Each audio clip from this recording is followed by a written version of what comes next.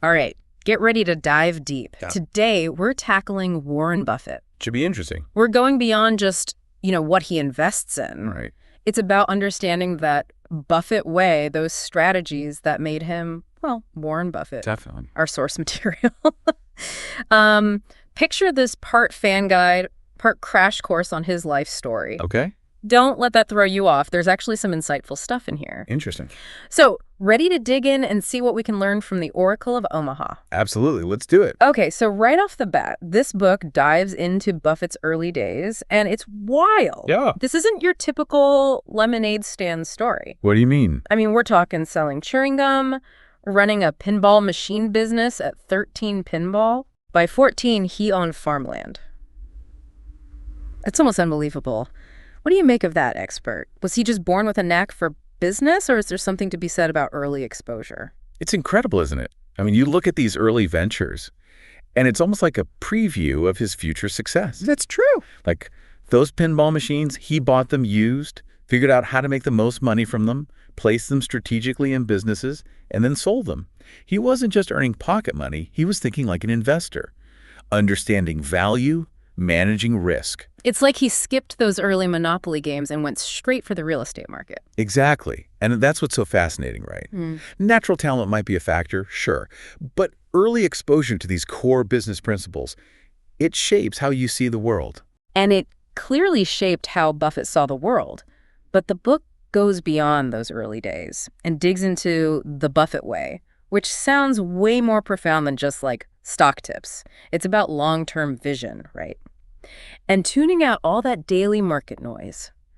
What are the core principles there, expert? What makes his approach so different? The Buffett way is about looking at investing differently. You're not just playing the stock market, you're becoming a part owner in a business. I like that. That means understanding the company inside and out, its potential, the leadership, its place in the market. It's a deeper level of analysis. And that's where his 4 key principles come in, right? Exactly. What's the first one? First and foremost, Buffett focuses on businesses that have staying power.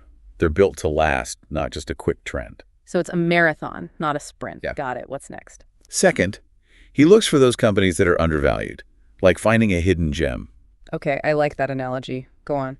It has potential, it's solid, but for whatever reason, the market hasn't caught on yet. And that's where his expertise shines through, right? It's not luck, it's about research, understanding the company's financials. He's calculating those risks. It's like you said, understanding the business inside and out. So what's the third guiding principle? The third is all about return on invested capital. Meaning? He analyzes how well a company uses its resources to generate profit. Essentially, how well are they using their money to make more money? It's like checking under the hood before you buy the car, right? Make sure the engine is sound. Exactly. And finally, he prioritizes companies with strong, honest leadership. Because even with a great business model, if the wrong people are calling the shots, things can fall apart quickly. It's the jockey, not just the horse. Precisely. So we've got these 4 principles, but then the book throws a curveball. Apparently, Buffett becoming CEO of Berkshire Hathaway. Almost a complete fluke. Oh, yeah. Tell me more about that. It all started because of a grudge. Can you believe it? Wow. He planned to just sell his shares in the company, simple, right? Sounds like it. But then the owner lowballed him on the price, and apparently you don't do that to Warren Buffett, so he bought the whole company, just showed the owner the door. Talk about a power play. That's incredible. It's a true story. Wow. Now, it worked out in the end, obviously, but still, what a boss move. You have to admire the audacity, though, right? Right. But it does prove a point. Even titans of industry, well, they make bold moves. And sometimes those moves are fueled by something as human as a grudge. Absolutely. And it worked out for him. This time. This time. But it does highlight something important. Sometimes those unexpected turns, even if they're driven by, a bit of a grudge, can lead to incredible things. It makes you wonder, would Berkshire Hathaway be what it is today without that twist of fate? That's a great question. Who knows? Right. And it kind of ties into that whole embracing uncertainty thing, doesn't it? Absolutely. You never know what opportunities are right around the corner. Exactly.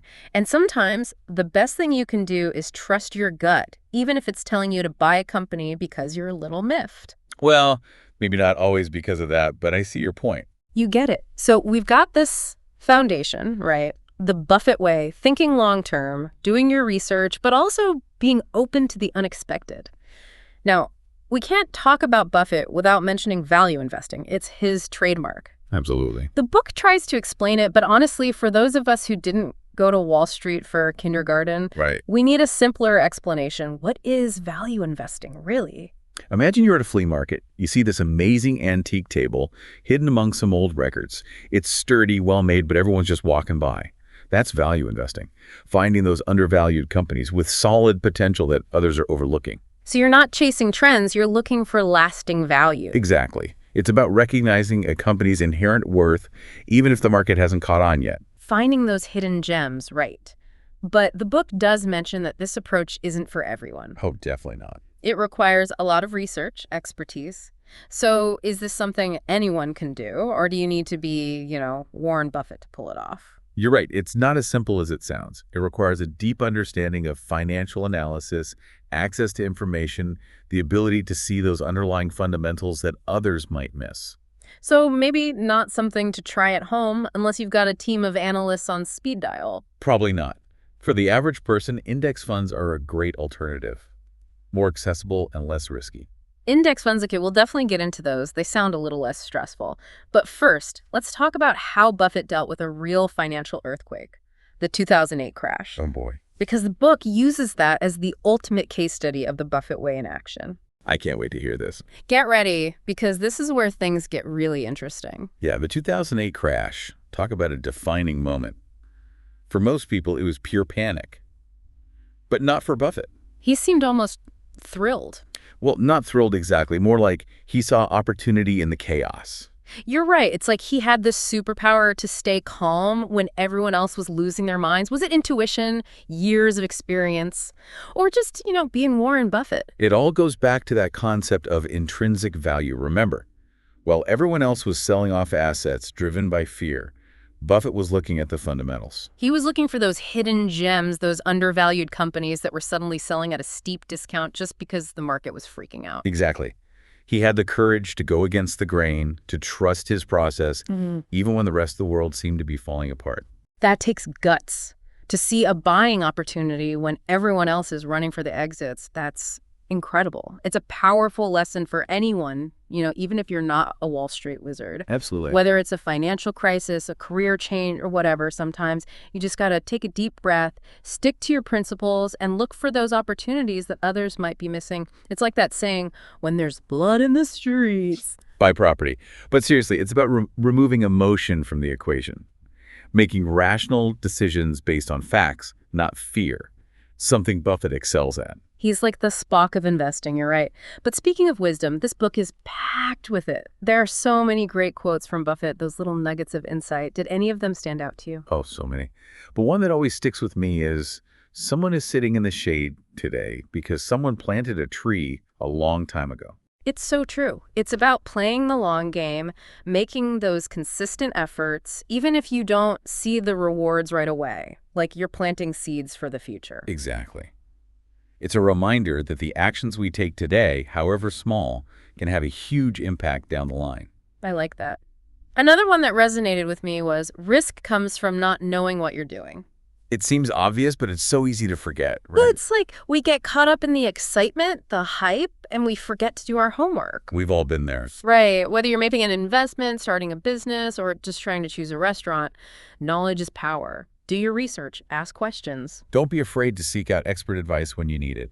Exactly. Okay, last quote, I promise, but this one's a bit cheeky and I love it. It's better to hang out with people better than you. Pick out associates whose behavior is better than yours, and you'll drift in that direction. He's got a point. Right. It's like, who are you surrounding yourself with? Are they inspiring you, challenging you to be better? Your circle of influence matters. It really does. All right, let's bring it back to investing strategies. One of the big takeaways from this book, and something that Buffett emphasizes repeatedly, is being decisive. Ah, yes. And they use a perfect example to illustrate this Buffett's $400 million mistake with Tesco. Oh man, Tesco, that's got a sting. Talk about a lesson in hesitation. Buffett had invested heavily in Tesco, the British supermarket chain. But when the company started struggling... He dragged his feet. Exactly. He knew he should probably sell, but held on, hoping for a turnaround maybe. Or maybe he just hated admitting he was wrong. We've all been there. Sometimes it's harder to cut your losses than it is to ride a sinking ship. Isn't that the truth? Yeah. But that delay cost him. By the time he finally sold his shares, he lost a staggering $400 million. It's a good reminder that inaction is still a decision, and sometimes that decision can cost you millions. It's about recognizing those moments when you're stuck in analysis paralysis. Gather the information, weigh the options, and then make a call. Don't overthink it. Sometimes you just gotta trust your gut and rip off the Band-Aid. Couldn't agree more. Sometimes you just gotta rip it off like a Band-Aid. It's better than letting it fester. But hey, if Warren Buffett can lose millions on a decision and still bounce back... And gives the rest of us hope, right? Exactly. It shows that even the greats make mistakes. The important thing is to learn from them. Learn and adapt. That's the key. Speaking of learning, let's circle back to index funds. Remember those.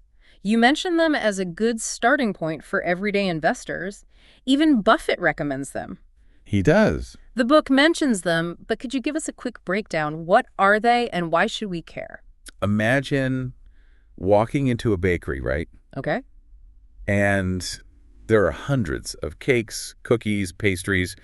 It's overwhelming. You might grab a few things that look good, I'm already overwhelmed. but you could miss out on the really good stuff. Mm-hmm. Index funds are like walking into that bakery and choosing one of those pre-made boxes of treats. Okay, I like where this is A going. little bit of everything, right? They track a market index like the S&P 500, so you're investing in a bunch of different companies. Diversification. Instead of putting all your eggs in one basket, you're spreading the risk. Exactly. And they usually have lower fees than actively managed funds. Which is good, right? Fees can really eat into your returns. Big time. So yeah, index funds, they're simpler, generally less risky, and often more cost-effective. It's like Buffett's giving us permission to take the easy route. I'll take it. So to wrap things up, we've journeyed through Warren Buffett's world from his early days as a tiny tycoon Selling gum and pinball. to the core principles that built his empire. It's amazing, isn't it, how those early experiences can shape your whole approach to, well, everything. Absolutely. And while most of us won't reach Buffett-level wealth, believe me, I've checked his stories packed with valuable lessons. Beyond just the money. Exactly. It's about making informed decisions, thinking long-term, and yes, even trusting your gut. Whether you're managing a stock portfolio or just trying to navigate life's daily choices, those skills matter. They really do. Before we wrap up completely, any final words of wisdom for our listeners? You know, one thing that truly inspires me about Buffett is his commitment to learning. He never stops reading, researching, trying to understand the world better. A true lifelong learner. Exactly. And that's something we can all do, right? Whether it's through books, podcasts, or just being curious and asking questions. Never stop learning. I love that.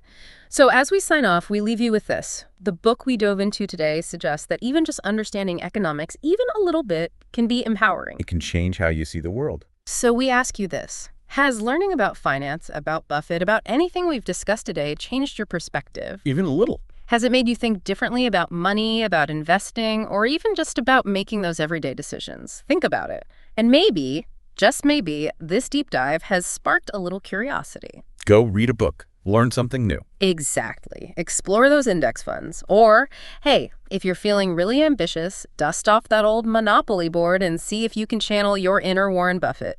Until next time, remember, knowledge is power, stay curious, and never underestimate the power of a well-placed pinball machine.